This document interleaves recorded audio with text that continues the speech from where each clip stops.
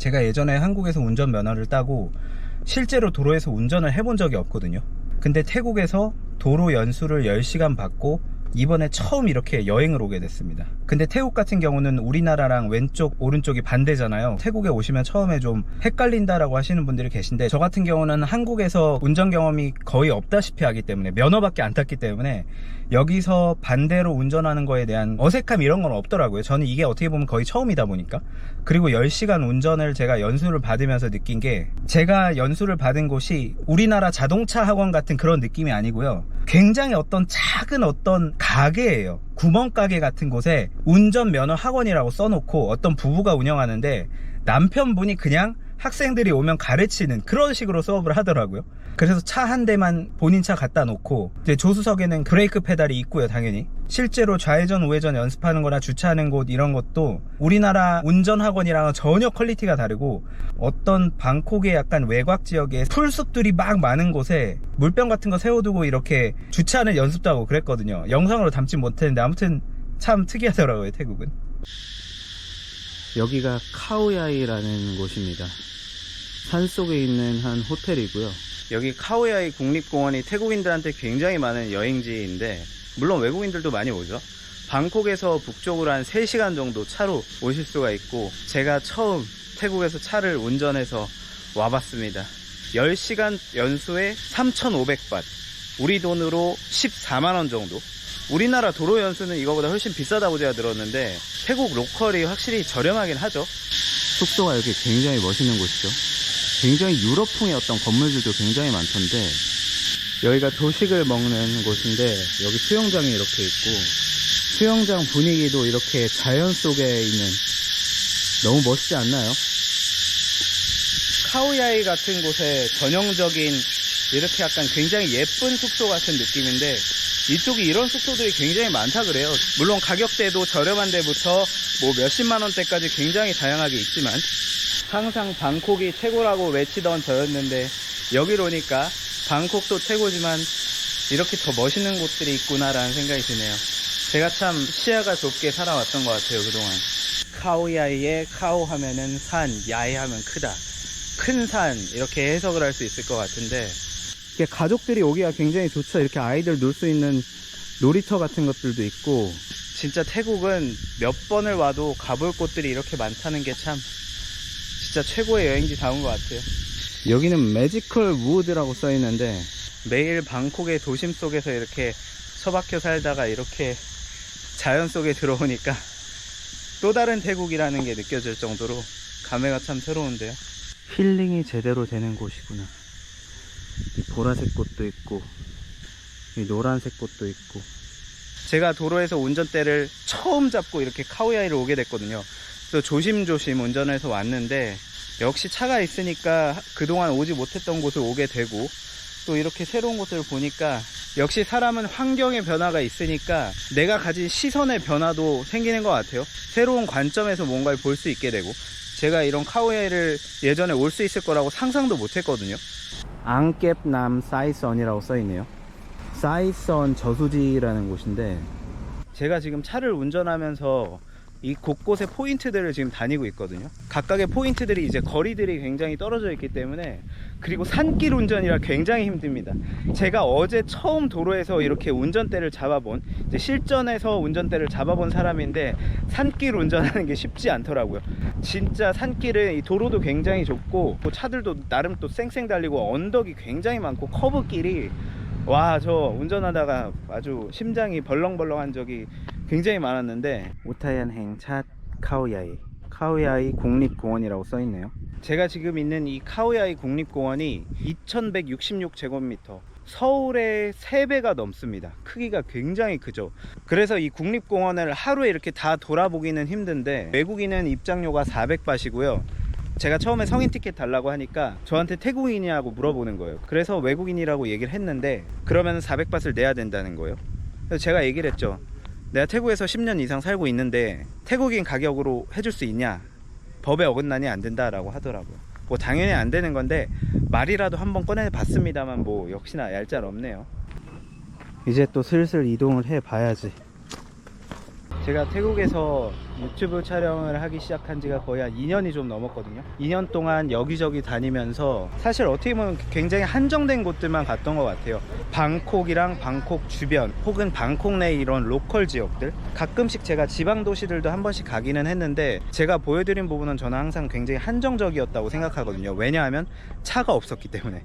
태국 같은 경우는 대중교통이 방콕 제외하고는 거의 뭐 없다시피 하기 때문에 제가 이번에 제 자신에 대한 힐링 여행 차원으로 카오야이 국립공원에 오게 됐는데 너무 좋은데요. 제가 한 번도 경험해보지 못한 약간 태국의 그런 면모를 좀 다시 보는 그런 느낌인데, 우리나라에도 산 좋아하시는 분들 많이 계시잖아요. 힐링할 수 있는 곳들. 여기가 약간 우리나라의 설악산 국립공원 같은 느낌이 들 수도 있고, 아니면 어떤 국립공원하고 딱 비교를 할 수 있을까요, 우리나라에? 뭐 사실 우리나라의 국립공원하고 태국의 국립공원을 우리가 이렇게 비교하긴 좀 어렵지만 분위기 자체는 우리나라 국립공원 못지않게 너무나 평화롭지 않나 라는 생각이 듭니다. 거토나캅 남똑 바이 똥나이로 캅? น้ำตกกองแก้วใช่ไหมครับ ใช่ครับอยู่แถวนี้ใช่ไหมครับ น้ำตกกองแก้ว อันนี้เดี๋ยวนะครับนึงอยู่แถวนี้แหละ คือเดินลงไปเนี่ย อ๋อ แต่สมมติว่าเดิน ลงไปทางนี้ ครับเดินลงไปตรงนี้แล้วก็เลี้ยวขวามือ ครับ แล้วก็เดินลงไปเรื่อยๆก็จะเจอน้ำตก อ๋อ เดินข้ามสะพานจะเป็น อ๋อ สะพานเดินข้าม จะมีน้ำตกอยู่ข้างล่าง อยู่ใกล้ๆไหมครับ อยู่ใกล้ๆครับ โอเคขอบคุณครับ ครับ 푸드코트가 있네요. 아울렛 카오 정량 갓. 음식에 파리들이 좀 많긴 한데 뭐 괜찮아요. 여기 태국이니까. 지금 태국이 3월이거든요. 방콕 같은 경우는 거의 한여름이 4월, 5월이기 때문에 거의 한여름 날씨인 30대 중반 정도의 날씨가 일상을 이루는데, 여기 같은 경우는 조금 더 시원합니다. 왜냐하면 고도가 좀 높고 또 산지 지형이기 때문에 바람도 좀 솔솔 불고요. 상대적으로 방콕보다는 시원했던 것 같아요. 그리고 방콕보다도 북쪽에 있기도 하고요. 서울은 최근에 눈 왔다는 소식을 제가 들었거든요. 요즘 우리나라 날씨가 왜 이러나요? 막 2월, 3월에도 눈이 온다는 얘기가 있던데. 이거는 오징어, 이거는 돼지고기인데 약간 커리 페이스트가 들어간, 이게 반찬 2개에 밥 하나가 60바트입니다. 제가 이번에 카오야이를 오기 전까지 저는 항상 바닷가나 해변가 위주로 여행을 많이 다녔었는데, 이렇게 태국의 산을 여행을 하면서 느낀 게 역시 태국은 다양하다. 다양성 하나만큼은 태국이 최고다. 여행지로서. 그런 생각이 들더라고요. 물론 다른 나라들도 뭐 바다가 있고 산이 있고 한 나라들이 있지만 태국 같은 경우도 그 각 지역의 그 특색이 굉장히 잘 나눠져 있다라는 그런 느낌이 들거든요. 바다면 바다의 그 분위기, 산이면 그 산의 분위기, 도심이면 또 도심의 분위기, 이런 것처럼. 방콕 여행 와보신 분들 아시겠지만 방콕은 산이 없잖아요. 다 평지잖아요. 그래서 도로를 이렇게 다니다 보면은 언덕 하나가 없죠. 저도 처음에 방콕에 왔을 때 그게 되게 신기했거든요. 언덕이 없고 산이 없다는 게. 여기 라왕 링이라고 써있네요. 라왕 하면 조심해라, 링 하면은 원숭이. 물건을 낚아채가는 원숭이들 많은 것 같은데, 원숭이가 진짜 이렇게 돌아다니네.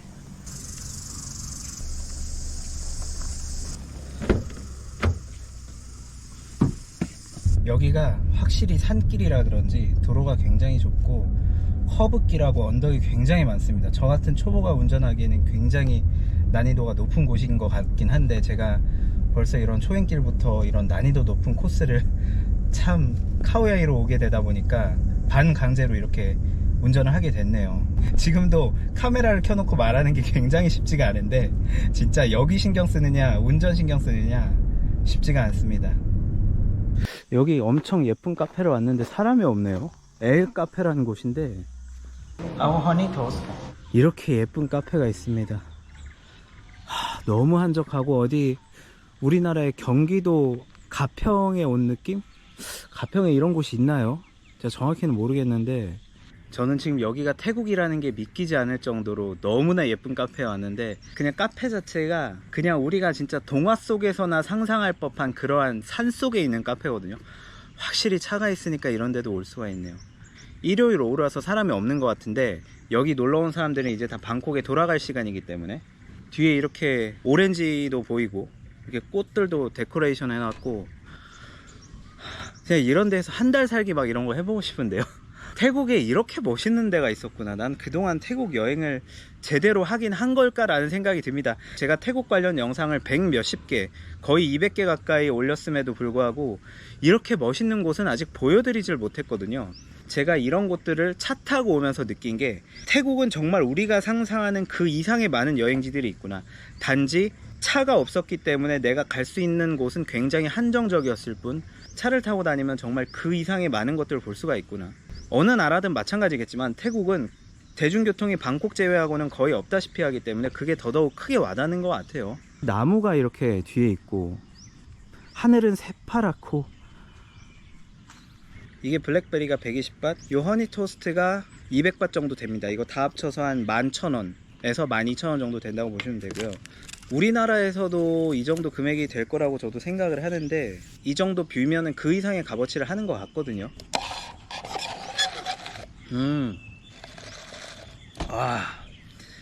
해 때문에 얼굴이 타들어가는데 음료가 너무 시원하네. 이렇게 돗자리를 깔아놓고 여기에 앉아서 사진도 찍을 수 있게 만들어 놨고, 이쪽에는 이런 작은 의자에 테이블, 앉아서 먹기 너무 좋네. 여기가 약간 느낌이, 제가 최근에 한국에 있을 때 김포 쪽에 어딜 갔다 왔는데 어떤 논밭 같은 게 있더라고요.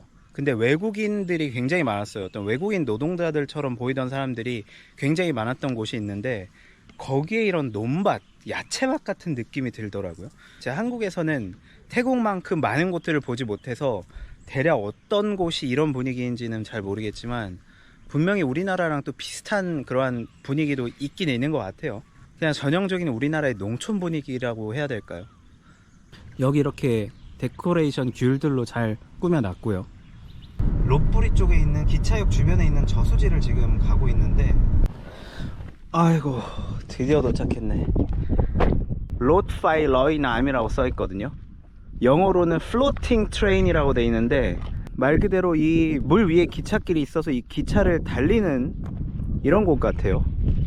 아니 여기 뭐가 있을 줄 알고 왔는데 완전 허허 벌판이네. 여기 제가 세워놓은 차가 여기 있고요. 아무도 없어요. 아무도. 저 여기 왜 온 걸까요? 여기 이런 곳인 줄 모르고 왔는데 뭔가 시끌벅적한 뭐가 있는 줄 알았는데, 식당들도 좀 있고 관광객들도 있고, 근데 그게 아니네. 댐 주변에 기찻길이 있어서 그걸 이렇게 달리는, 기차를 타는 그런 여행지 같아요. 지금 1시간 반을 카오야에서 달려서 왔는데, 95km를 달려서 왔는데, 지금 한 15분 운전해서 또 어떤 엄청나게 예쁜 카페를 찾았는데, 여기 오리들이 이렇게 제 코앞에 있네요. 아이고 힐링되고 너무 좋다. 여기 경치가 이게 정말 방콕에서는 보기 어려운, 이 블루라군이 있는 호수 카페이자 식당.